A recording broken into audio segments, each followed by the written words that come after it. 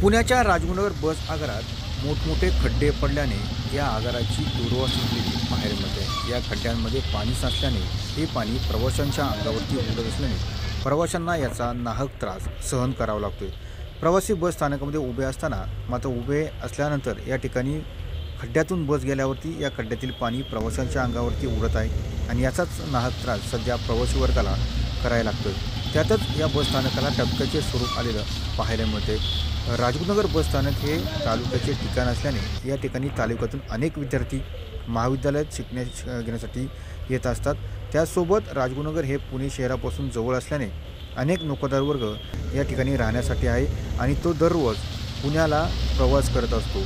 मात्र गेले कित्येक वर्षापासून या बस स्थानकाची डागडुजी करण्यात आलेली नाही आहे आणि याचाच नाहक त्रास सध्या प्रवाशांना करावा लागतो आहे। त्यासोबत सध्या या ठिकाणी पाहतो की ही बस आलेली आहे, हे डबका आहे आणि या डबक्यातून बसचा प्रवास सुरू आहे।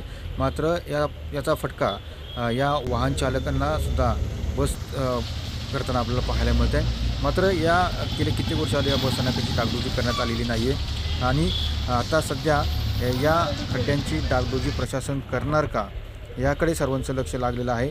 मात्र एकंदरीत या खड्ड्यांची डागडुजी प्रशासन केव्हा करणार असाही प्रश्न सध्या प्रवासी वर्ग विचारताना आपल्याला पाहायला मिळत आहे। कॅमेरामॅन अतुलसह मी सुनील देवे, TV9 मराठी, राजगुरुनगर, पुणे।